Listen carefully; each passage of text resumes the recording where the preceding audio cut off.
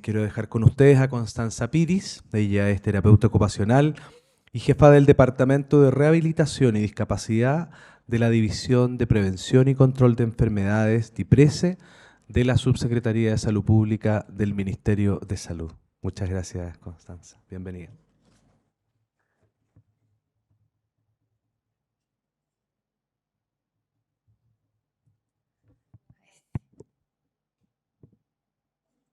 Gracias.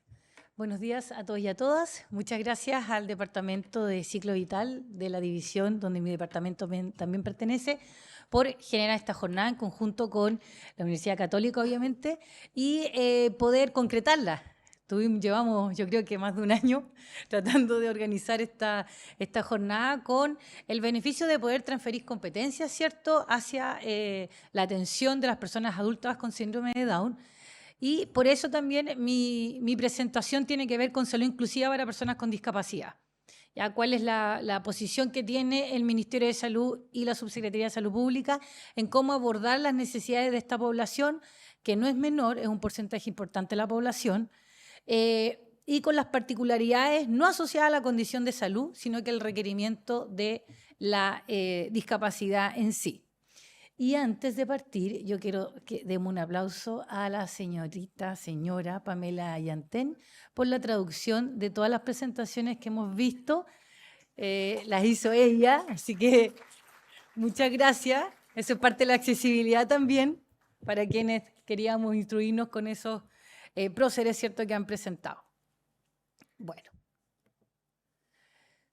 Como es de conocimiento, a nivel mundial tenemos 1,3 billones de personas en el mundo que tienen discapacidad, 1 de cada 6 personas, ¿cierto? Esto va en aumento y en Chile tenemos un 17%. Cada vez va aumentando más el porcentaje de discapacidad, pero también los años vividos con discapacidad.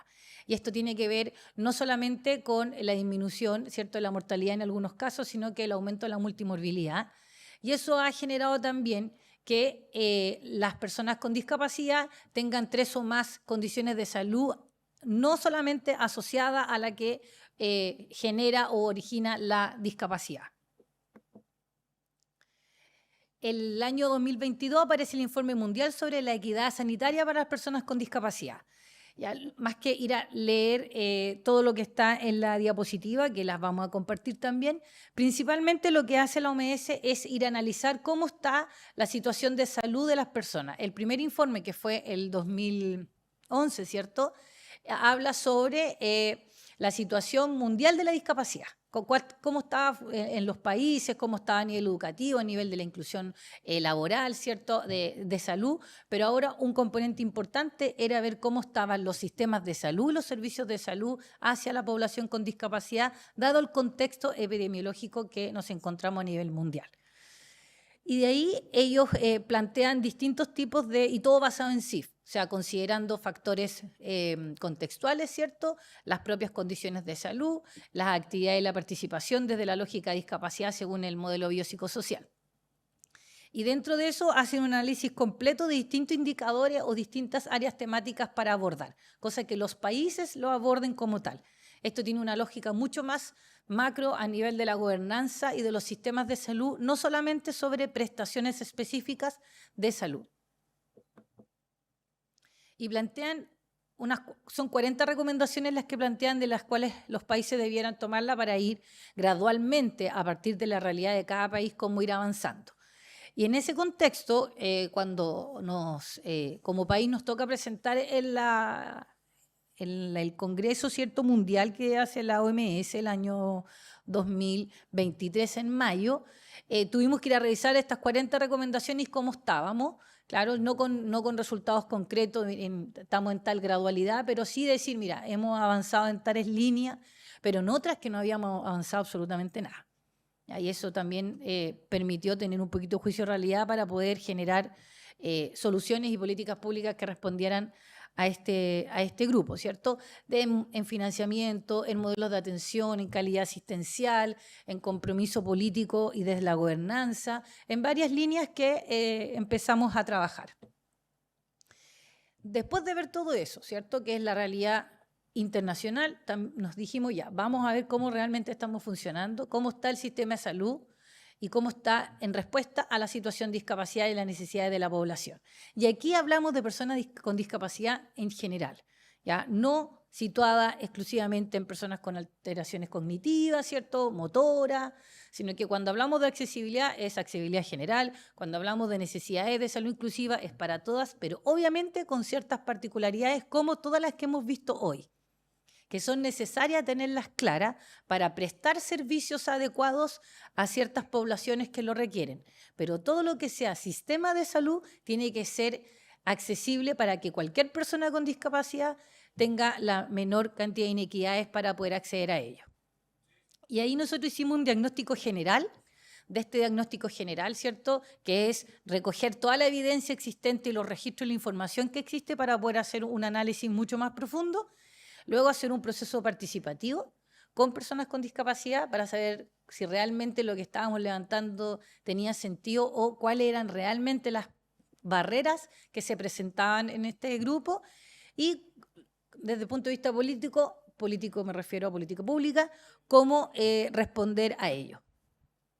Y de ahí se toma la herramienta, el instrumento de evaluación de Missing Billion, ya que es una herramienta que permite ir a evaluar los sistemas de salud de cada país, ¿ya? Y nosotros, se hizo un proceso piloto inicialmente con 3 o 4 países y nosotros partimos con la Marcha Blanca para hacerlo. Ahí nos acompañó una doctora de salud pública, ¿cierto?, de la Universidad de Londres, de higiene y salud, que nos acompañó en el proceso metodológico y lo trabajamos con personas con discapacidad y el Ministerio de Salud y con apoyo del intersector también. Y considerando el sistema como gobernanza, liderazgo, financiamiento y datos y evidencia y prestaciones de servicio, nos da que tenemos un avance intermedio de un 49%. ¿Ya? Pensando que quizás tenían una expectativa de tener un porcentaje más alto, pero dado los indicadores que son estándar, efectivamente nos queda, no llegamos al 50%, por lo tanto requiere de un avance importante para ir mejorando. En general, en temas de gobernanza, estamos más bien posicionados porque el Ministerio de Salud sí tiene una línea de discapacidad importante, hay un departamento a cargo de la temática y otros servicios también como el Ministerio de Desarrollo Social, ¿cierto?, el Ministerio de Educación. Por lo tanto, en salud por lo menos tiene una línea relevante. Datos y evidencia sanitarias existen, pero la gran deuda que tenemos es hacer que interoperabilice con el Registro Nacional de Discapacidad, cosa de poder hacer cruces rutificados de cuáles son las atenciones en salud que reciben las personas con discapacidad. ¿Están accediendo a atenciones de salud? Esas son las primeras preguntas que nos hacemos y para eso tenemos que hacer interoperabilizar la información. En liderazgo, eso tiene que ver más bien con el posicionamiento del trabajo con las organizaciones sociales y cómo la temática se posiciona dentro de la política pública. Y ahí ha sido un transitar lento, a pesar de que en los últimos 3 o 4 programas de gobierno, ¿cierto?, la temática de discapacidad se incorpora en alguna línea, aún así el proceso ha sido lento y eso mismo lo han manifestado las personas con discapacidad, no solamente un análisis interno nuestro.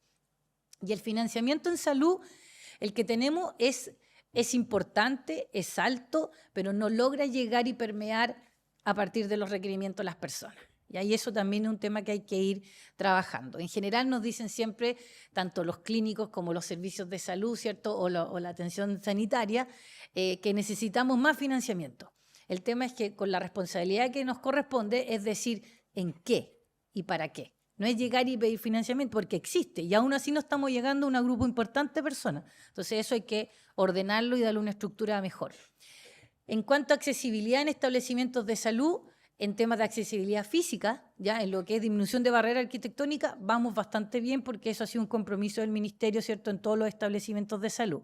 Pero como bien presentaron en la presentación de Macarena, ¿cierto?, la accesibilidad en la información es una deuda importante. Y ahí tenemos que mejorar no solamente con intérprete de lengua de señas, para personas con discapacidad visual, sino que para personas con dificultades, ¿cierto?, cognitivas, que eso igual va a beneficiar a toda la población. Hay personas mayores que no necesariamente tienen una discapacidad, ¿cierto?, pero sí requieren de un lenguaje mucho más sencillo para poder comprender muchas cosas, sobre todo cuando es atención en salud y nuestro lenguaje es muy clínico. y creemos que todo el mundo nos entiende o que nos debiera entender. Entonces también es un proceso que hay que ir trabajando. Rehabilitación y ayudas técnicas también hemos mejorado. En Latinoamérica y el Caribe somos uno de los países que logra tener rehabilitación en toda la red asistencial. ¿Ya? No llegamos a la demanda que tenemos, pero sí logramos tener centros de rehabilitación a nivel secundario y a nivel primario. Y en asequibilidad también, ahí estamos bien bajos y es un tema que hay que ir mejorando considerablemente. Luego de hacer todo este diagnóstico, teníamos que definir qué acciones vamos a desarrollar. Y ahí, después de 14 recomendaciones y prioridades que elegimos con las organizaciones sociales, que trabajó personas con discapacidad mental, discapacidad física, personas con fibromialgia y dolor crónico, personas con lupus también, con harta componente discapacidad, pero también con condiciones de salud compleja, como también participó organizaciones de las enfermedades poco frecuentes. Por lo tanto, fue un conjunto de personas que pudo ir definiendo las prioridades de acción, tanto en impacto como en factibilidad. Y dentro de esa se definió la gobernanza de generar una política nacional de salud inclusiva, pero no con el objetivo que fuera letra de compromiso y no recomendaciones. Entonces, ahí vamos a tener que jugar, estamos innovando en el desarrollo de políticas porque no es solamente decir o sentar las bases de lo que debiera hacerse, sino que poder generar recomendaciones concretas de cómo los servicios de salud y el sistema de salud debiera responder a una salud inclusiva en temas de accesibilidad, con recomendaciones mucho más concretas. Por ejemplo, que lo han dicho en todas las presentaciones, tomarse un poco más de tiempo para el momento en que tengo una persona con una necesidad al frente. En el caso de la persona con discapacidad, yo no necesito ir a comprender toda la base clínica de la persona y pedir que me traiga todo su expediente, cuando simplemente si me doy un tiempo más puedo consultarle y que me cuente qué es lo que pasa. Cuando llegan las personas a una urgencia, por ejemplo, saben perfectamente la manifestación del malestar que están sintiendo y que puede ser muy diferente a lo que está acostumbrado el clínico a percibir. Entonces son cosas que hay que ir avanzando. El acompañamiento de un cuidador cuando llega una persona también es importante, pero es el cuidador, sigue siendo la persona de derecho, la persona con discapacidad, por lo tanto le pregunto a él y el otro acompaña. Son cosas que sí se pueden trabajar y en eso el liderazgo de las organizaciones sociales para personas con discapacidad es clave, porque las recomendaciones también provienen de ellos. No es solamente en la búsqueda de evidencia, sino que también cómo en el territorio, a partir de la evidencia y de las mejoras que se han logrado, ellos nos manifiestan cómo mejorar. Y programa de formación obligatorio sobre discapacidad, que eso sí debiera estar en todos los equipos de salud y en la formación de pregrado.